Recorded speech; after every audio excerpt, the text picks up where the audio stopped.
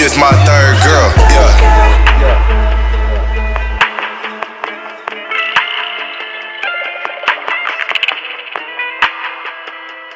Is that a real studio, or is that like at the house? Not a real studio at the house. Like I can't have both. You know Unless what? you don't call this where all the best music. Your favorite albums get made in studios like this. I know. I prefer It's just personally. I prefer this over the big studios. Like just the house setup. I'm more in my vibe and my comfort mode. You know what I'm saying? And I'm way more comfortable in environments like this. I can do the big studios too, but this at home I can record in my boxes if I want to. You know what I'm saying? And in the PJs. So comfortability over everything for me personally. I'm the same way because they have us working from home, so I just roll over, do all my shows, and we chill. You see us all. Yeah, no, you got to. You zenned out. You zenned out. No, I know. I haven't seen you since when I see you. I saw you. I walked past you when you did your show here with 24K Gold in that warehouse. Yep. I think that's the last time. I think that's the last time I saw you like in person. But clearly, everyone's talking about that album. Yeah. Does it have a name yet? Does it have a release date yet? What? I honestly don't have neither yet because I just honestly hit that turning point last week to where I know exactly what message I want to convey and what sonics I'm on. 'Cause I've been making a bunch of music, but it just wasn't like hitting me like this. You get what I'm saying? And so I just hit that turning point to where I know what like wavelength I'm on. I know what like vibe, what my frequencies are, because that's what's most important to me. And just making sure it's like a real work of art, a real masterpiece. That's what, because my ultimate goal, right, is to get into the Rock and Roll Hall of Fame, Songwriters Hall of Fame. And so when I release a body of work, even a song, I think about how it's going to affect my catalog in the bigger picture. Like 25 years from now, I want to sit and, look at all my art pieces, and I'm proud of it. You get what I'm saying? And I have no regrets. So that's how I approach every album. So you want your blueprint, like your classic album, the one that people are debating about 10, 15, 20 years from now. Absolutely. I didn't get to say, but congratulations being nominated for a Grammy. Oh, thank you. Appreciate that. But being I want to say perfectionist, has that fucked with you when it comes to creating this second body work, like the sophomore album? I don't know. I'm an overthinker. You know what I'm saying? So I'm trying to find that balance between like being a perfectionist, putting in the time and, fixing up everything and just going with the initial intuition. That's what I always end up going back to, just my initial intuition, that first thought, because that's what's most free flowing. That's the best shit. But it is a balance though, because I done did a hella songs, during quarantine. 100 easily, but it's just about which ones are the ones that I want to put out. You get what I'm saying? And which ones best reflect me in this moment in time that we're in on this earth. And it's like I'm just kind of going with the flow. I'm just letting my intuition run everything, and I'm just staying in line. So that's my whole thing. Now, I got to commend you because you were very apparent on the front lines when it, like George Floyd and Breonna Taylor happened. Like you even went out there. Is it true that your bail was set at $1 million? Because I saw like a screenshot, but I wasn't sure. You know what? Honestly, I don't know. Okay. Maybe I should know that. I should have known, but I didn't bail myself out. Like, you know what I'm saying? It was all taken care of, so I didn't have to bail myself out. So I don't think it was $1 million though. I don't know, but I honestly don't know. Yeah. But did that situation kind of alter your process? How you're talking about you made all this music, but you were like, you have to go back and put a more meaningful mix of music together. Did that kind of affect the fact that we were going through all this shit in 2020 and you're like, I need something to stand out with everything happening? I don't think so.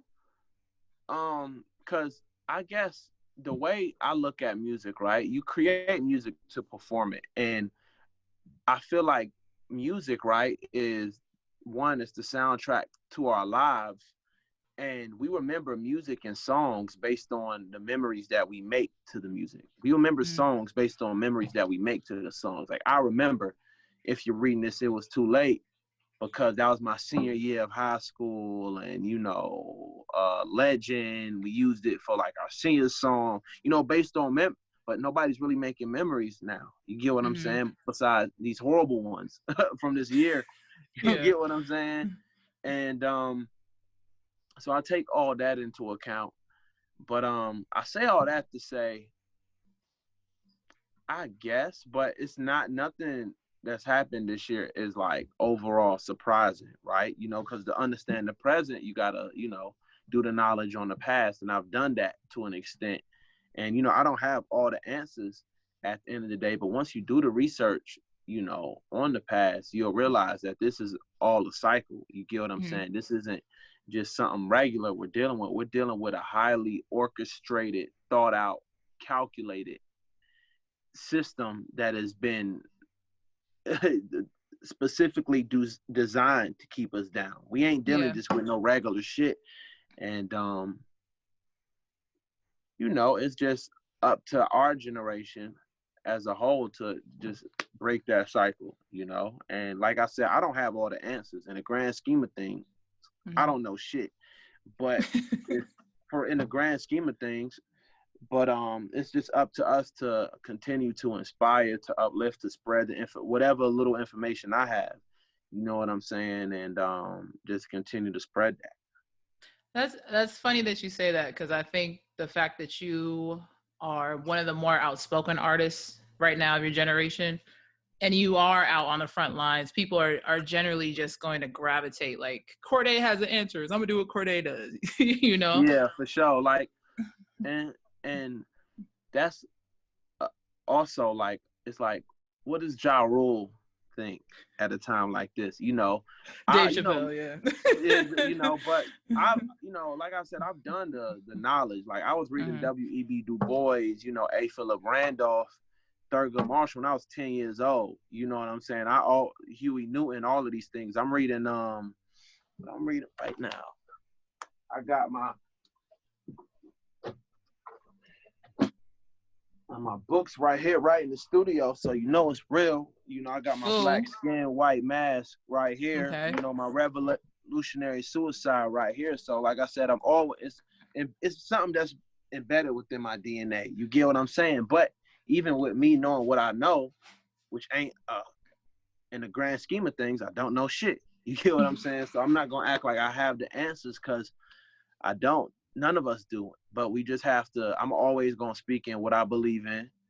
I'm always gonna speak for what's right and say what I feel and be just transparent and honest as I can. And like I said, always do what I believe in and what I think is right, and speak from the heart. And that's the best thing that I can do. Yeah, I know. And We Gonna Make It, you talked about being the leader of the Renaissance. Like, so as somebody who is from the younger generation, when I saw you at Real Fest and we were backstage, like a group of like 40 little white kids ran to you. It was like, CORDAE. I'm like, damn. Yeah. Like, okay, like you got the kids like that. But, what do you think is, now we have a new president coming in office, what do you think is the kind of the responsibility of young people now? Because I think everybody sat by, they didn't vote last election. Now they voted, but that a lot of it, the president now was because of young people. So yeah, absolutely. Young people now, it's like, okay, well now what do we do? Like, we got this dude in office, so now what, what are we supposed to mobilize? What are we doing here? So we stay on his head. You know what I'm saying? To make sure, like, nah, bro, we got you in, but we need some things. We need you to actually implement these policies to help better our everyday lives. You get what I'm saying? And I think I always say one is to become aware. We're in the information age, and I think a good amount of people are aware of the societal issues that's going on, right? And that's a huge step to become aware and to spread awareness. People like us to spread awareness on these things so people can do their own research and form their opinions on these things, right? Two is to share the information, have these conversations. You get what I'm saying about voting, about uncomfortable conversations. Talk to your motherfucking racist ass aunties and cousins, and they can tell them why they wrong. You get what I'm saying? And like I said, spread the information. And then 3, to actually go out and enact change in whatever way you see fitting, whether it be protest, whether it be speaking up, writing a letter, voting for your local official, because these are people that, 1, have votes in the electoral college, 2, have a direct say and impact on your lifestyle. You get what I'm saying? Like, you vote for your local superintendents, your local deputy sheriffs. You get what I'm saying? Your local city councilmen and women, and all of these things. Local judges. Like, people don't even know you can vote for your sheriff. Yeah. Most people don't even know that. You can vote for your superintendent. These people who decide how they gonna split your tax dollars towards education, how much money they're gonna spend on, supplying students who don't have Wi-Fi with, all of these things and different programs and things of that nature. So it's, it's several steps you got to take in order to really create change. Yeah. We just got real deep, real fast, real. Yeah, real. It always get like that. It always get like that when we chop it up, for real. Real woke shit. Well, let's go back to music. You talked about, you remember where you were when, if you're reading this, It's Too Late came out, right? I saw you on Young Money Radio with Lil Wayne, and you're telling him, he's like, I know everybody tell you this shit, but I just gotta tell you, you you a legend, you affected me.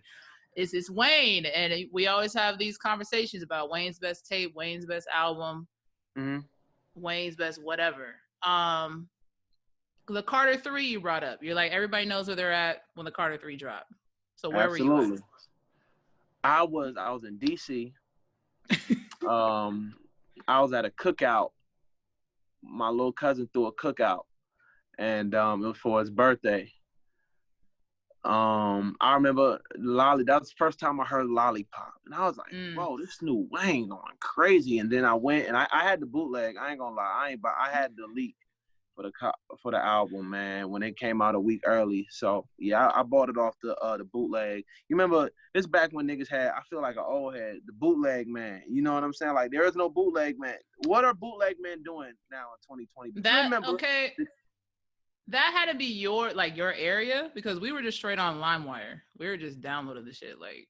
Yeah, nah, for sure. That too. I'm talking about for movies and shit too, for DVD. So you and your folks y'all ain't buy bootlegs?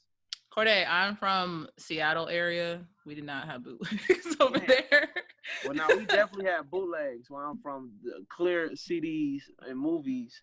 He like, yeah, clear. I sell clear movies, and Nah, and you see the people walking in the theater and shit? Yeah. Yeah, exactly. The nigga get up and shit. I heard a nigga arguing one time on the bootleg. I was like, man, I'm done with this shit, dog. But yeah, I definitely had the leaked CD, and I was like, wow, this shit is crazy. I remember the Found Home concept was super dope, and yeah, Carter 3, that's like one of my all-time favorite albums for sure. So best Wayne tape. I always bring this up. No Ceiling, the first one. No Ceiling one. I always say the Drought is over 4, but I think it's just because of where I was in my life and how that connected to me. I remember Drake said that. Drake was like, everybody wanted him to go back to Take Care of Drake, and he's like, I can't give you that moment when you were in college and you were with a girl and that song, like that song. Yeah, nah, for real. That's a real thing. That's a real thing. That's a real thing. People remember music based on the memories they made to this music. So that's that, and that's why I've been real hesitant on dropping music this year, because people ain't been making memories. You know what I'm saying? Ain't no memories being made. I don't really feel like music. It's just been a weird climate. The energy behind this year is like, I want to avoid that shit. I got you. Because I think that the songs that were the biggest hits were like what's the word, like disruptor songs, like WAP. Like no disrespect, but like everyone's like, it's so dirty. I just want to, I want to fuck with it. Or like now we're talking about this song out of this dude out of Atlanta named Throat Baby. Like it's just so vulgar that like everybody fucks with it. Oh, that's like, tight. That's tight. They want some shit like that. Well, Gifted is the single currently. The video's out with Roddy. I know you said that you and Roddy are like real actual friends, like close friends. Is he somebody that you would consider doing a joint project with? I don't know. I don't think so, just because it's so much that goes into, I know how I am behind music. You get what I'm saying? And everybody's sensitive about their art. You know, Erykah Badu, I'm an artist and I'm sensitive about my shit. Yeah. And it's one thing to do a song, you get what I'm saying, but it's a whole nother thing to like do an entire like collab album where it's like you gotta be on the same wavelength and frequency about an entire body of work. You get what I'm saying? So I don't really know. I don't think so. Do you even have that like thought in your head right now? Is it too early? Are you like, I want to do a whole project with so and so? Where I gotta get my catalog up some more before I do like a whole collab. I gotta stand on my own have a couple just masterpieces just by myself before I do any collab albums. I heard Wayne say he was sending you a verse when you did do that interview. So I don't know if he's on the album. Are there any other? Is there anything you could give us? Because I've seen your interviews with some other people, and I know you're keeping it like kind of under wraps. But it's not even under wraps. It's like I don't want to say something, and I'm just so early in it. I don't want to say like a feature, and then I end up not putting that on there. And then people be like, "Oh, what happened to this?" You get what I'm saying? So I'm just not that at that point to where I can say all of these like features and stuff like confidently, like that song is still gonna be like, you get what I'm saying? Like I just want to wait until it's I like, all right, nigga, we got this shit. Like it's done, it's turned in, it's mixed, it's mastered, it's out. So I just don't like speaking on anything until it's like all the way solid or locked in, because I'm a man of my word. All you got is your word. That's the only thing you can stand on. So I don't want to ever like overpromise something, or to speak on some things that ain't all the way finalized, because they're like, "Oh, what happened to the song you had with so and so? Oh, we want you get what I'm saying?" So I'll just hear what you get, nigga. This is what we got. Nah, nigga, this is what we got. So yeah. I will say on Twitter though, everybody wants the CORDAE Cole collab. They want the feature.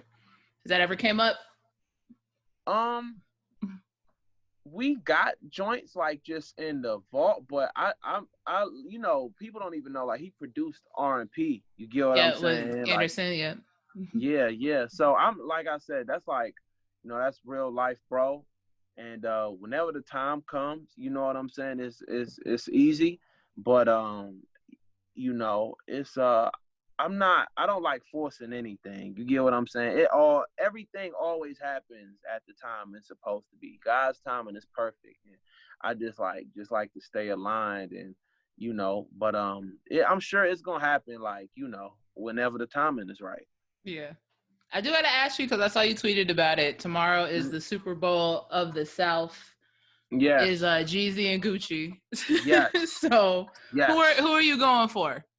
Man, I on no bullshit. Like, I don't know, dog. Like, because I'm such a big fan of Gucci and Jeezy, man. Like, both of them both of them are pioneers, dog. Like actual pioneers. You know what I'm saying? Like, I was just listening to Trap God, the intro. You know what I'm talking about? I was just listening to that shit yesterday, man. In Gucci eyes, he will always be one of the greatest. But him and Jeezy catalog both is just so memorable to me, man. They both got so many classics. I don't use that word classic, you know what I'm saying, lightly. So it's gonna be fun to watch, man. It's gonna be fun. I can't wait to watch that motherfucker. I'm excited. Yeah, I'm still a fan at the end of the day, so I can't wait to watch. Ooh, I can't wait to watch that joint. I was trying to find a snowman tee because I threw mine away like years ago, but I'm surprised nobody brought it back. I got a Gucci man t-shirt. I got a Gucci t-shirt. I'm gonna need you to jump on live with that. Nah, before it happens. Oh, Lord. Yo, that drink's gonna be hilarious to watch. So I can't wait to watch it though. That shit's gonna be funny. You know, I was talking about this. I'm like, yo, what'll be? This is thinking really positively. Probably this ain't it. But what if, right, in a perfect world, they had settled their differences like in real life? You get what I'm saying? And they spent this live like just big up in each other and like showing love. You get what that? Just trying to be on the think positive. Highly unlikely, but that would be very dope because you know both of them evolved. You get what I'm saying? So that would be a real shocker to everybody. Just a real turn of events. I don't think people would want that actually. Nobody people actually don't want that. But that would be very tight. You get what I'm saying? Like if they settled their differences in real life and it was just like love being spread and showing admiration. But that probably ain't about to happen. I mean, I've never lived that life, but I don't think, you know, I don't think you can sit in a room with someone who's allegedly ordered a hit on you. Yeah, like no. This is why I said that's thinking very green. Unlikely, yeah. Highly unlikely, very green. Something to hope for. Exactly. You know what I'm saying? Just like whatever. Very unlikely. So yeah, all right, CORDAE. It's crazy. People don't even know the truth behind, you know, just the whole situation. You know, like I said, I mean, I'm from down south, so I know whatever as much as, you know, every Coochie Jeezy fan know, but I can't wait to watch that motherfucker tomorrow. It's gonna get real disrespectful. I'm gonna look for you in the comments while it's going on. I'm gonna be there for sure. Well, CORDAE, I appreciate you. I'm gonna look out for the album, for anything that you announce. You know, I already put my wish list of features out there, so hopefully it manifests. Absolutely, and it comes out. Absolutely. I appreciate you too, Ashlee, too, all the love you've been showing to me throughout my journey.